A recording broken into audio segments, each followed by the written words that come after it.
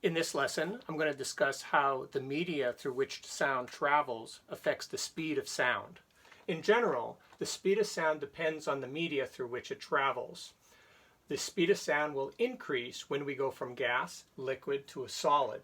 The reason for that is that gases are made from particles which are fluid, which means that they're moving freely, and they are very far apart, where a liquid is fluid, but the particles are close together. And for a solid, the particles are in a rigid arrangement and they're very close together as a result. And this has to do with the fact that as we go from gas, liquid to solid, the material is stiffer. Therefore, we say that it's more elastic. Solids have the highest elasticity, so the particles will spring back much faster as the sound wave travels through the material, and the energy will propagate through that material much faster.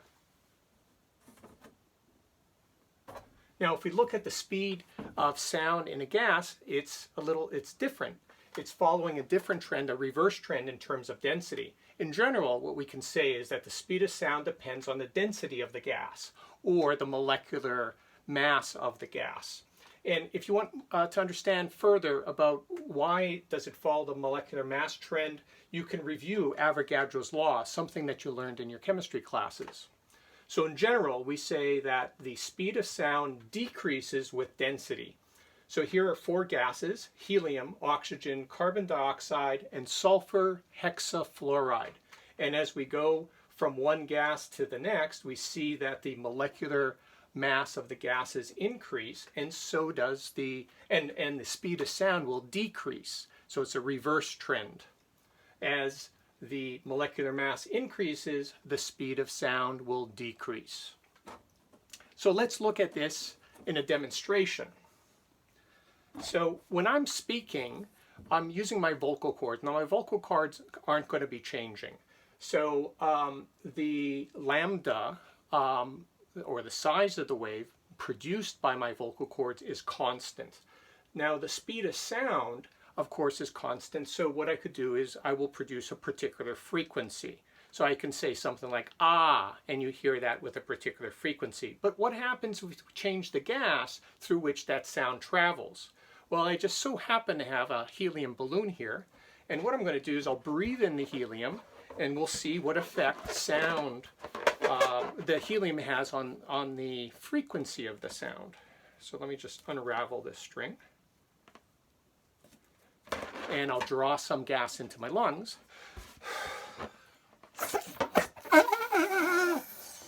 And you see that the frequency of my sound sounds much higher. And the reason the frequency is higher is because the speed of sound in helium gas is much higher. Don't try this at home. If you put helium into your lungs, there's no oxygen, and you know what happens if you don't have oxygen in your lungs.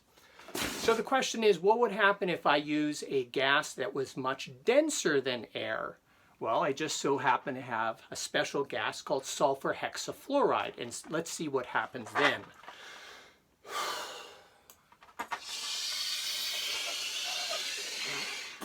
In this case, you see my voice is much deeper. And the reason it's deeper is sound travels slower in high-density gases.